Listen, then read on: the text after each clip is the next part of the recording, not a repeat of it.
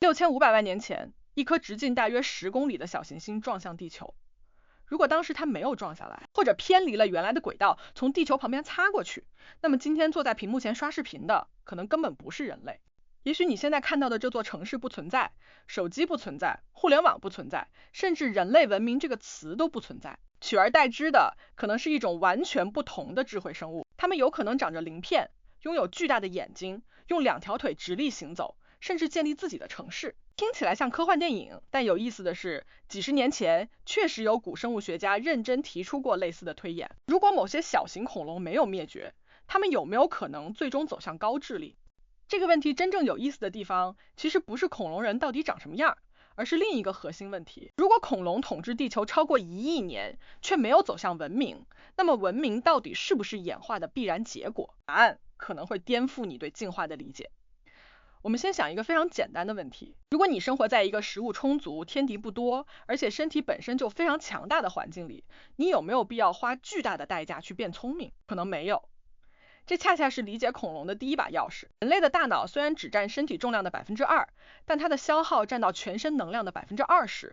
这意味着大脑其实是一个非常昂贵的器官，它不像肌肉，只有使用的时候才需要大量能量。大脑即使你躺在那里发呆，也一直在消耗能源。所以从演化角度来看，一个更大的、更复杂的大脑并不是免费的奖励，而是一笔长期支出。如果一个动物可以用锋利的牙齿、强壮的身体、敏锐的感官解决生存问题，那它为什么一定要投资一个昂贵的大脑？这就像你现在有一辆自行车，每天骑它上下班完全够用，为什么要花费几十万去买一个更高级的跑车呢？如果没有实际需求，更贵、更复杂，并不等于更有优势。所以，演化并不是一场谁更高级、谁赢的比赛，它真正关心的只有一件事情：你能不能留下后代，能活下来，能繁殖，哪怕你没有大脑，没有文明，你一样是成功的。那么问题来了，恐龙为什么在地球上存在了这么久，却没有发展出工业文明？我们不能简单的回答，因为恐龙比较笨。这种说法其实是把现代人的价值观套进了远古世界。霸王龙不需要发明枪，它本身就是武器。三角龙不需要建造坦克，它的身体就是一辆装甲车。大型恐龙也不需要修建现代农业系统，因为在那个时代，它们已经完美适应了庞大的生态系统。所以对很多恐龙来说，真正高效的生存策略并不是变聪明，而是把已经拥有的身体优势发挥到极致。这里必须强调一点，我们不能因此断言恐龙没有智慧是因为它们活得太舒服，这是一种解释框架，而不是已经被证明的单一原因。因为演化从来没有这么简单。但这个问题真正值得思考的是，一个物种只有在现有解决方案失效的时候，才更可能被选择出新的解决方案。如果你的牙齿、爪子、速度、体型已经足够解决问题，那么大脑未必是最划算的投资。而这恰恰解释了一个非常奇怪的事实：人类为什么偏偏走上了另一条路？几百万年前，我们的祖先并不是站在进化树顶端的天选之子，恰恰相反，他们非常弱。面对大型捕食者，人类祖先没有任何优势。那么他们靠什么活下来？靠的不是某一项突然出现的超级能力，而是一整套慢慢积累起来的能力。更灵活的双手，更复杂的社会关系，更好的工具使用能力，更强的学习能力，以及越来越复杂的沟通。而这背后有一个非常重要的逻辑：当身体不够强的时候，行为和认知就开始变得更加重要。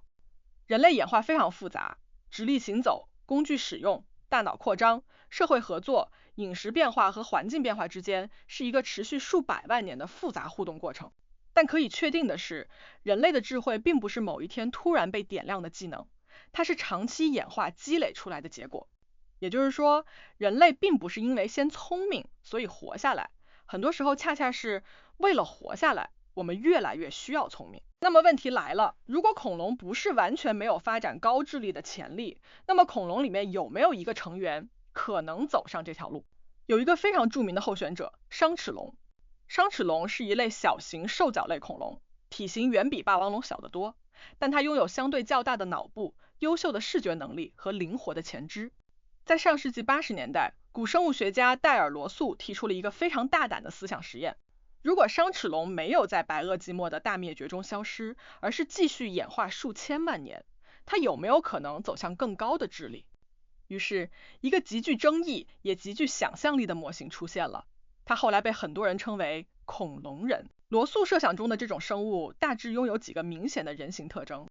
它可能双足直立，前肢更加灵活，尾巴缩短，头部和脑容量进一步增大，眼睛相对较大，身体更加轻巧。你会发现这个形象和我们熟悉的人类有一个共同点，它同样需要把身体的一部分资源从纯粹的肉体能力转移到操作和认知能力上。但这里最重要的一句话是，这不是科学家预测的未来恐龙，而是一个演化思想实验。没有人能够证明，如果恐龙没有灭绝，它就一定会变成罗素模型里的样子，甚至它有没有可能最终发展出文明，我们都不知道。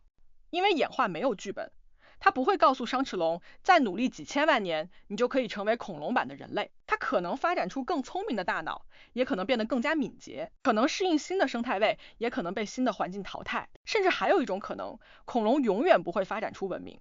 这才是这个故事最有意思的地方。所以如果有人告诉你，只要6500万年前那颗陨石不撞地球，今天一定是恐龙人在统治世界，你应该立刻保持警惕，因为这其实是把一个科学假设说成了科学结论。真实答案是我们不知道。而且从演化理论来看，人类本身就是一个非常特殊的结果，哪怕没有那场大灭绝，也不意味着一定会出现另一个人类。可能出现的是一种高智力鸟类，可能是一种完全不同的哺乳动物，可能是某种我们现在根本无法想象的生物，甚至可能永远没有工业文明。因为智慧并不是演化的终点，文明更不是。这才是这条视频真正想告诉你的东西。6500万年前，那场小行星撞击彻底改变了地球生态系统，大量尘埃进入大气，气候和光照发生剧烈变化，食物链受到巨大冲击，非鸟类恐龙最终退出了地球历史舞台。但与此同时，哺乳动物迎来了新的生态机会。如果没有这场大灭绝，哺乳动物之后的演化轨迹很可能完全不同。灵长类是否会出现？人类是否会出现？我们今天熟悉的整个生态系统是否会出现？都没有答案。所以从今天回头看，那颗小行星确实像是人类故事的一扇门，但它并不是专门为了人类而打开的门，它只是改变了环境，而环境变化以后，生命重新开始了一场巨大的试错，我们只是其中一次成功的结果。所以到这里，我们真正应该思考的其实已经不是恐龙人，而是另一个更加值得琢磨的问题：如果人类的出现不是必然，那么人类文明是不是也不是必然？想象一下，如果恐龙没有灭绝，可能没有人类；如果某些关键的气候变化没有发生，可能没有今天的人类；如果某个祖先没有成功活下来，可能没有你；甚至如果你自己的父母在过去某一个极其微小的时间节点做了不同的选择，你都不会存在。从这个角度看，我为什么会存在本身就是一个巨大的概率事件。我们经常觉得自己站在历史的终点，但其实不是。我们只是暂时站在这条演化分支上。所以今天这条视频，如果你只记住3件事，我希望是：第一，演化不是升级游戏，没有越来越高级这条固定路线。一个生物不需要拥有智慧，不需要拥有文明，只要它能够很好的适应环境，它就可以成功存在数百万年。第二，智慧不是免费的奖励，而是一笔昂贵的投资。人类大脑非常耗能，而高智力背后还有漫长的成长周期、复杂的社会关系和极高的学习成本。它之所以能够被保留下来，是因为这些成本最终能够换来足够的生存和繁殖优势。第三，人类不是演化的必然答案。恐龙灭绝并不意味着人类注定登场，它只是让演化树发生了一次巨大的重新洗牌。我们今天看到的人类，只是这次洗牌之后留下来的一个答案。现在，最后留给你一个问题：假设你真的穿越回6500万年前，你的手里有一个按钮，按下去，小行星按照历史轨迹撞向地球，恐龙时代结束，哺乳动物迎来机会，最终可能出现我们今天的人类文明。不按，恐龙继续统治地球，也许几千万年之后，一种高智力恐龙真的出现，并建立属于他们自己的文明。当然，也可能什么都没有发生，没有恐龙人，也没有人类，只有另外一种我们完全无法想象的生命接管这颗星球。如果是你会按吗？我特别想知道你的答案，你可以直接在评论区打 A 按下按钮，我选择人类； B 不按，我想看看恐龙文明； C 都不要，我不认为人类有权替整个地球做决定。然后告诉我一句话，你选择它的理由是什么？如果你喜欢这种把真实科学、历史推演和脑洞实验放在一起讨论的内容，可以订阅这个频道，我们下期见。